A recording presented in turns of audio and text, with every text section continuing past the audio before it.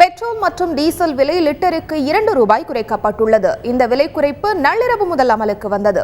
சர்வதேச சந்தை நிலவரத்திற்கு ஏற்ப பெட்ரோல் விலையில் எண்ணெய் நிறுவனங்கள் அடிக்கடி மாற்றம் செய்து வருகின்றன. இந்த மாதம் தொடக்கத்தில் $59 இருந்த ஒரு பீப்பாய் கச்சா எண்ணெயின் விலை இன்று $54 குறைந்துள்ளது. இதையடுத்து பெட்ரோல் மற்றும் டீசல் விலை லிட்டருக்கு ₹2 குறைக்கப்பட்டுள்ளது. இந்த விலை குறைப்பு நள்ளிரவு முதல் அமலுக்கு வந்தது. உள்ளூர் வரிகள் குறைந்ததால் 1 லிட்டர் பெட்ரோல் ₹2.55 குறைந்து ₹67.29 விற்கப்படுகிறது. டீசல் விலை லிட்டருக்கு ₹2.44 குறைந்து ₹51 விற்பனை செய்யப்படுகிறது. பெட்ரோல் விலையை நிர்ணயம் செய்வதை மத்திய அரசு முடிவு செய்ய வேண்டும் என்று இருசக்கர வாகன ஓட்டுநர்கள் கோரிக்கை வைத்துள்ளனர். பெட்ரோல் விலையை மேலும் குறைக்க வேண்டும் என்றும் அவர்கள் கூறியுள்ளனர்.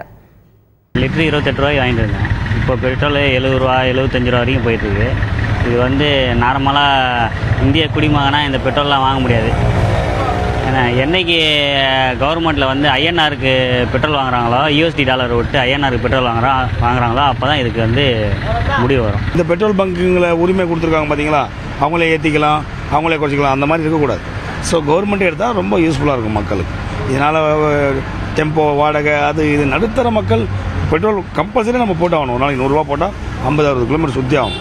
அதனால் ரொம்ப கஷ்டமாக இருக்குது. அதனால் டோட்டலாகவே கவர்மெண்ட்டே அதை எடுத்துக்கிட்டுச்சின்னா ரொம்ப சந்தோஷமாக இருக்கும், மக்களுக்கு யூஸ்ஃபுல்லாக இருக்கும்.